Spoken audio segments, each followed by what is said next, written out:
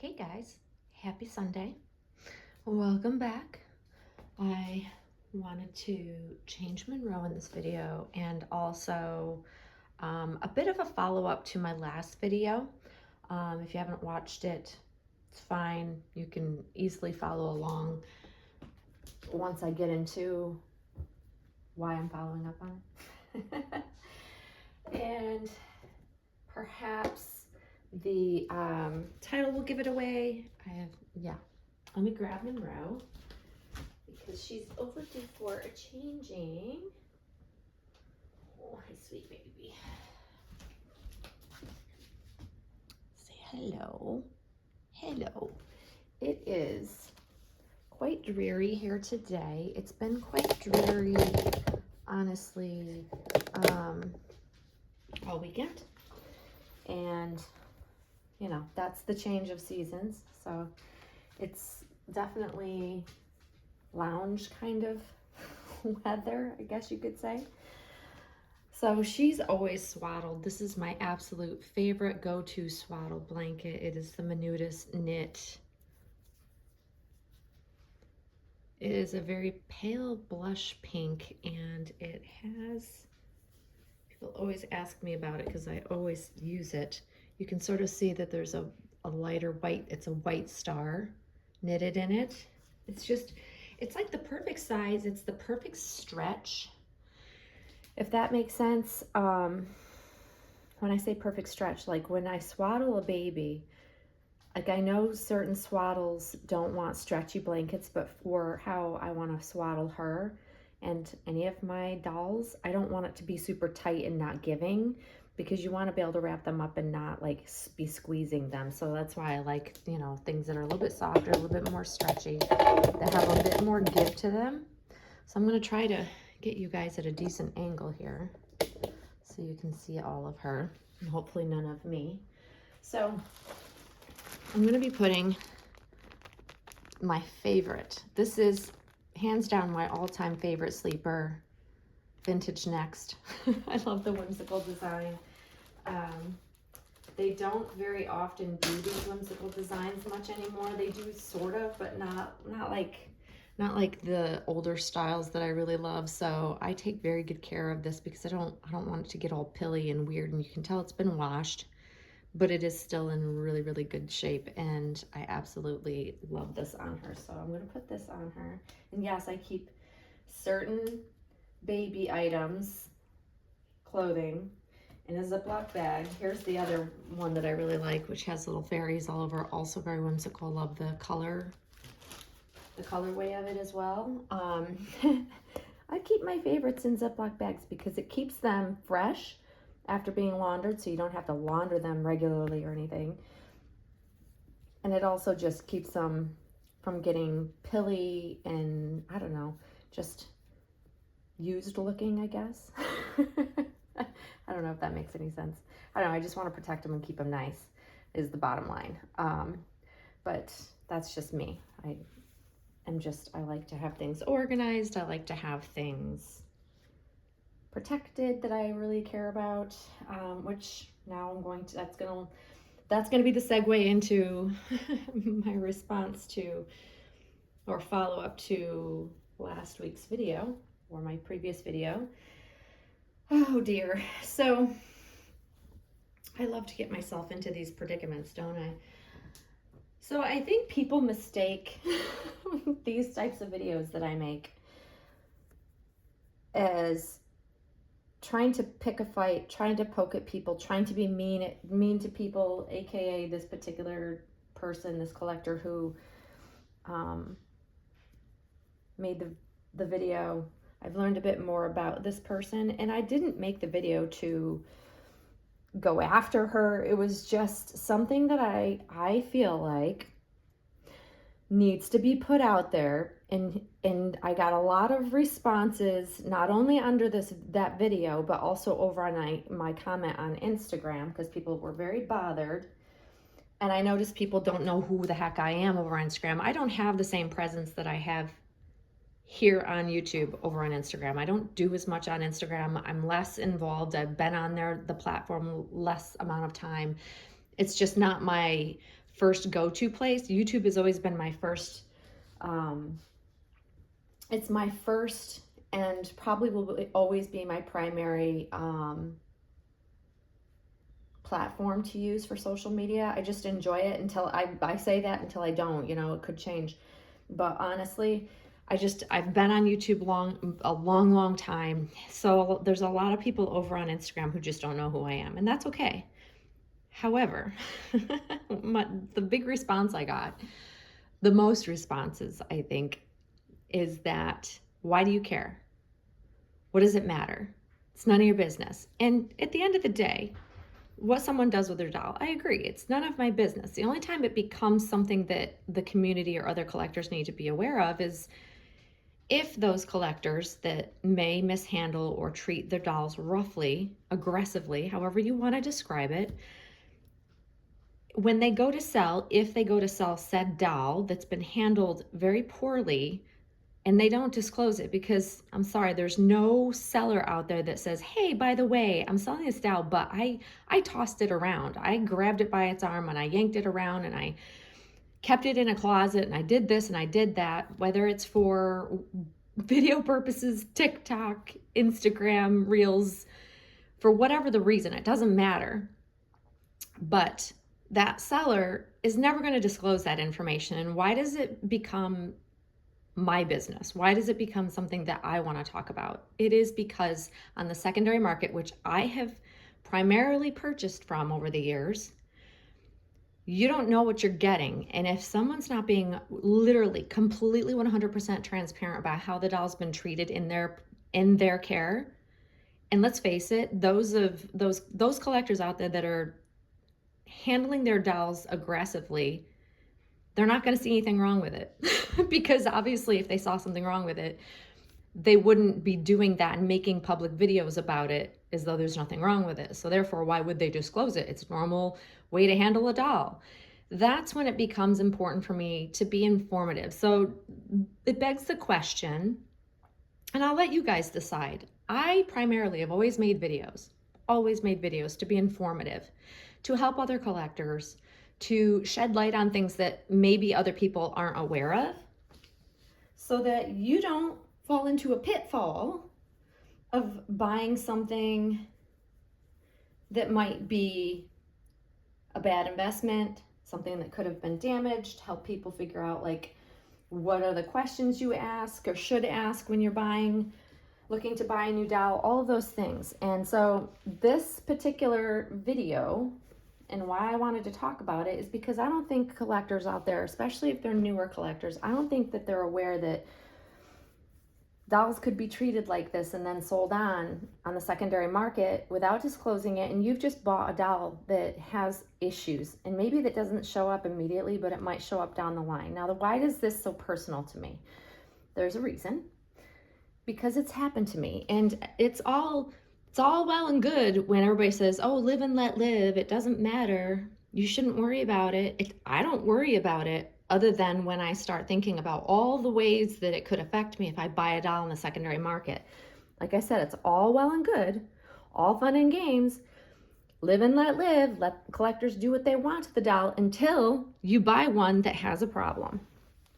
And the seller didn't disclose it, because they generally don't, because they don't want to lose money on their investment, or they just don't see anything wrong with handling a doll that way. That's why I talk about it, because if you don't directly ask the question, when you buy a doll on secondary market, most of the time you're buying as is, and you don't have anything to go back on if you bought a doll that was mishandled, mistreated, and then you're stuck with it. And that's a bad investment. It costs us all money. And I don't want to see that happen. But it has happened to me personally more than once. And I've been here a long time. I know the questions to ask. But if a seller is not being truly honest, or they just don't disclose it because they find nothing wrong with it, you're SOL, guys. That's why I bring attention to the things that I see that I find a little bit concerning, such as the way someone handles and treats their very expensive doll. Now, I had the comment, maybe it was a fake doll, maybe it was an inexpensive doll. No, it was not fake reborn. It was not a counterfeit. It was a true authentic Claire Taylor edition. It was not an edition doll, it was a kit. It was part of a kit painted by another artist, but still very expensive. When I say very expensive, I'm talking about above $4,000 to $5,000. To me, that's very expensive for any doll. That's a lot of money to invest. So that's why it was so shocking to me to see a collector that would have spent that much, because I know what the kits cost. I know what the minimum that she would have paid to treat their very expensive collectible item that way. It was just shocking to me because I had not seen something like that before. I really hadn't. So that's why I bring attention to it. So if she goes to sell that doll in the future, are you going to want to buy it? Are you going to want to buy that doll after you know it's been treated that way? I wouldn't. I really wouldn't. There may be tears. There may be, I don't know, the hair looked like it was in rough shape. And this isn't me trying to be mean. This is me just being quite honest and just matter of fact. I discuss things, again, I will explain. I discuss things in a matter of fact way. It's how I am. I'm not emotional about it, because that was the other comment is, oh, you seem to be so upset. No, I'm not upset, but I also feel like I'm going to call out things that I see that's bad behavior in our hobby. So that leads me into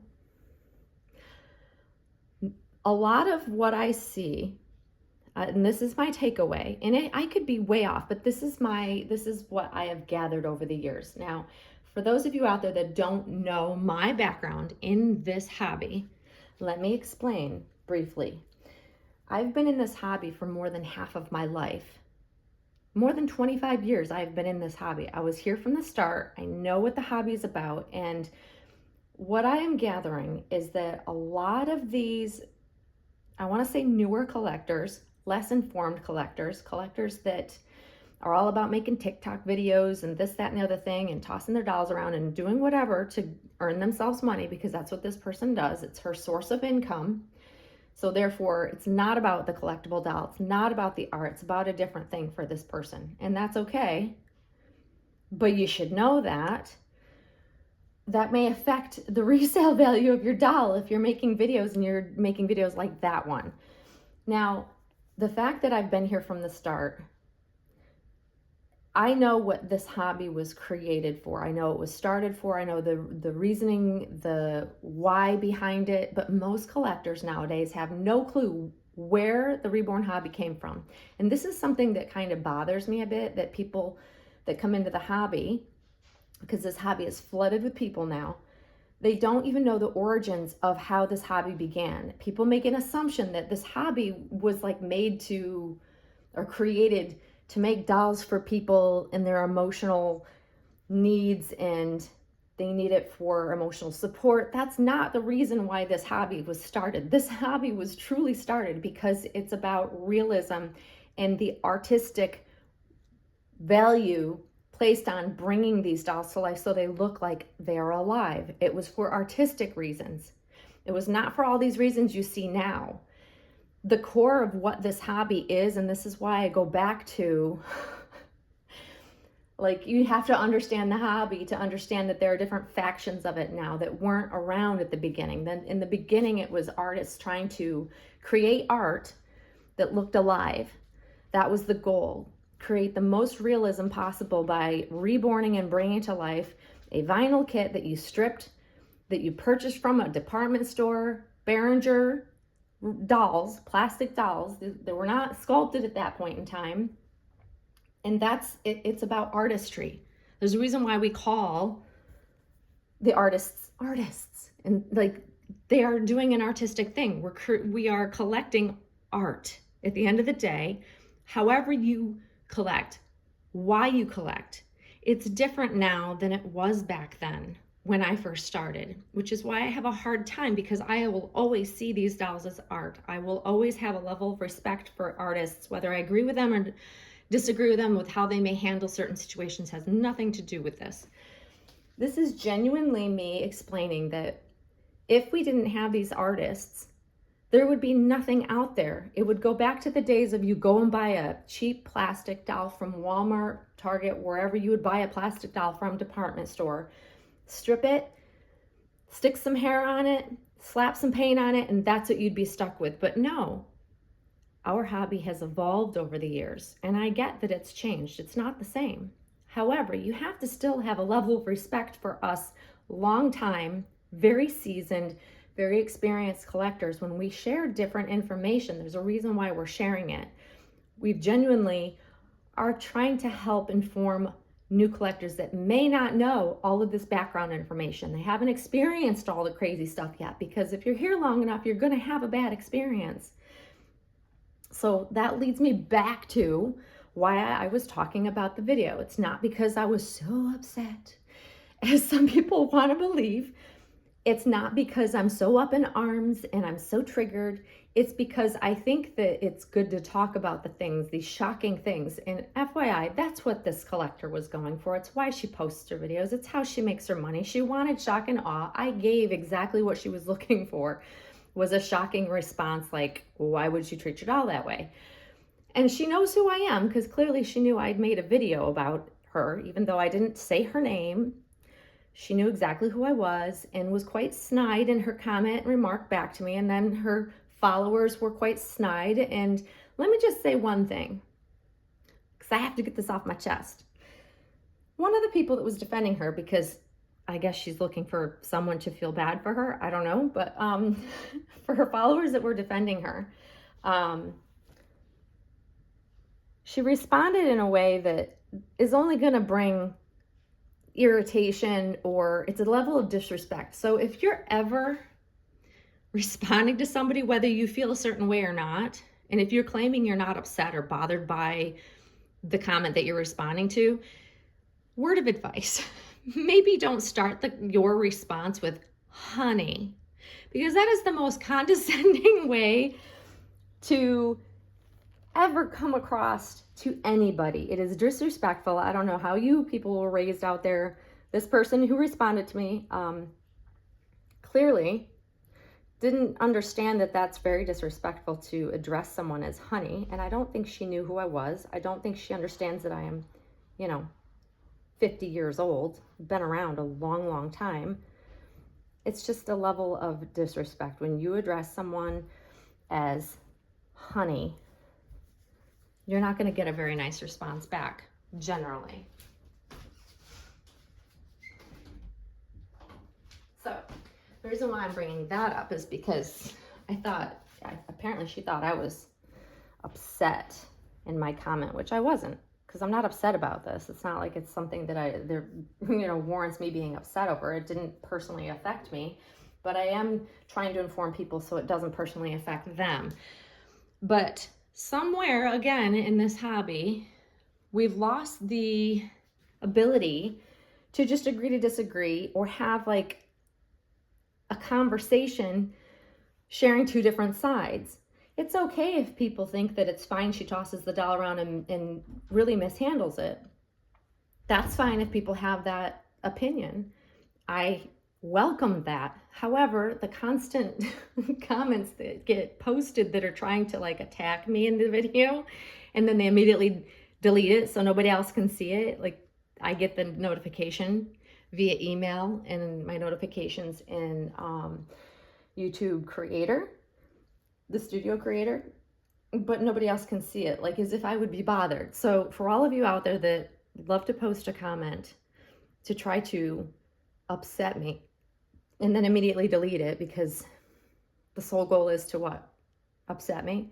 You're wasting your time. None of those comments will bother me. I've seen it all. I've been here way too long, guys. When you've been doing this for as long as I have, there's not much that really offends me. There just isn't. It's just, it is what it is, So don't waste your breath. But genuinely, why I talk about these things, and again, we'll go back to the title. And, is this informative for you guys? Do you take it as informative, or do you find it to be troublemaking?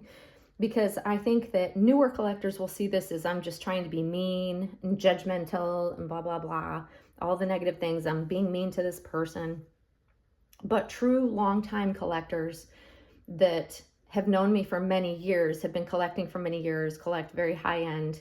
Or if you don't even have to collect high end, but you just have a different level of appreciation because you came into this hobby much longer ago where it was all about art and not necessarily for therapy or to have something to treat like a living baby, all those things. Like if you come from way back in the beginning of this hobby, you're going to have a different way of looking at things, which is why I talk about the things I do.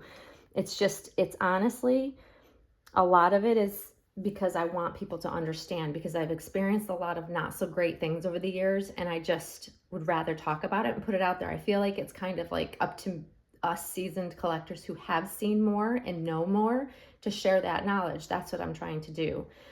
I think that newer collectors misconstrue what I'm trying to do, and that's okay. I understand. And a lot of them don't watch the video all the way through to even know what's being said before they jump all over me.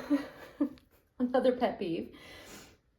Like, I don't know. You guys can tell me how you view some of the topics. Yes, some of the topics I talk about are touchy or sensitive or triggering to some. My topics and discussions are not meant to trigger people. They're not meant to upset people. It is just to have a conversation. I'm not upset. I don't make videos when I'm upset, and generally I don't get upset over things unless it's me personally affected. So I'm not all up in arms. I'm not bothered. In fact, I'm quite the opposite. I'm quite laid back about literally most everything, unless, again, like it personally affects me. But I do think it's good information to know about. And because our hobby has grown so much, and there's just such a large influx of collectors who just don't know anything about anything other than like recent stuff, and they don't understand the hobby as a whole. They don't know the origins. And if you don't know the background and the history of the reborn doll hobby, do some homework, learn about it. It will give you a different take on how you view it, I think, because for a lot of us, we can't look at this anything other than art, because that's what the origins of this hobby are. It's about art. It's not about cuddle. It's not about therapy. It's not because of a loss. It's not because of all these other things that people now collect for. And I know I've evolved with it, and I know that I have to evolve with how things have changed. However, there's never going to be a point in time where I feel like I shouldn't address something if I feel a certain way, or if I've experienced something, or I think something is important enough for other collectors to know about. I find that that's what I like to make videos on at times. Not always. But if I see an issue or potential issue, I'm going to share it. And I'm not afraid to talk about those sensitive subjects. I know some people have certain things that they're like, nope, I'll never touch that. And I have touched a lot of topics that have made me not so popular. I'm not here for popularity. I'm not here to make money. I'm not here to gain new subscribers. People that follow me. I don't make money off of my, let me make this clear, because this was also brought up. I do not make videos to make money. I make them for fun. I make them because I enjoy them. I am not here to gain subscribers. I'm not here. I don't make a video because I want to gain views. I could care less the number of views that come and actually click on my videos. I don't care about that. That is not why I'm here. This is not how I make my money. So I will always talk about the things, whether they're popular or not popular, if I think that it's important enough to talk about. That's not going to change. That's who I am. I'm not afraid to offend people, because there are sometimes things that need to be said that others are never going to speak up about because they're too afraid to. That's not me. So if you think that I'm that kind of girl that I'm just not going to say something, especially when it's important, that others could benefit from, you got the wrong girl, guys. Because there's not much that would deter me from making a video about a topic I find important. It's who I am. I've been in this hobby long enough that not a whole lot scares me, so to speak, especially when it's content that I want to create. I just want to be helpful and informative to all collectors out there.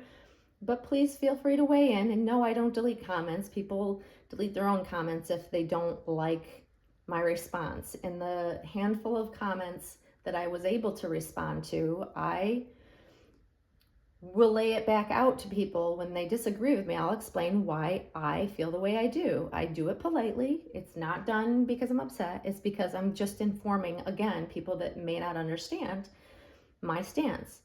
It's a healthy conversation. We should be able to have those even if we don't agree, instead of everybody stomping around and throwing a fit because they disagree with something I said or thoughts, and oh my gosh, you'd think it was the end of the world. My friend Michelle and I, you know her as Shelby, she and I disagree on this topic. That's okay. I get her point of view. She gets mine. End of day. We don't, has no bearing on our friendship. It doesn't make me upset with her because she has a different take on it or a different thought on it. That's not how, level-headed, common sense adults behave. You can agree to disagree. It's called a healthy conversation. I encourage others to try it once in a while instead of getting so upset and just lashing out. Have a thorough conversation. Try to understand the other person's point of view. And I do understand that other person's point of view. It's how she makes money. I get it. To each their own. True. I just hope to God she doesn't sell that doll on, or any of the dolls that she has, because I would never want to see another collector take on the potential damage that she may have caused. That's all it's about. But she can do what she wants. It's her dolls. Just like you all out there can do whatever you want with your dolls. We all get to do what we want with our dolls. When it becomes relevant to other collectors and the community as a whole is when you go and sell on that doll or any doll that you may have mishandled. That's all I'm talking about here. So hopefully that makes sense. This is a long one. I apologize, but I wanted to thoroughly talk about it so you guys understood. Hopefully you guys enjoyed seeing Monroe. I love this on her. I do. I love this on her so much, you guys. My cuddle bug, my little cuddle bug. I love this baby so much, you guys. And I do have more videos coming this week. There's been a lot I've wanted to share with you guys. I've just not been making videos. So I have something fun I'm going to show you maybe tomorrow or Tuesday. Very excited about. I'm all about fun new props, guys. You know me. I'm all about the props. So stay tuned and feel free to comment below. I'm not going to freak out if you disagree with me. It's freedom to chat. As long as you're respectful, your comment stays and we can have a delightful, conversation. So anyways, guys, I hope you're having a great Sunday and you'll see me very soon. Thanks for watching, guys. Bye-bye.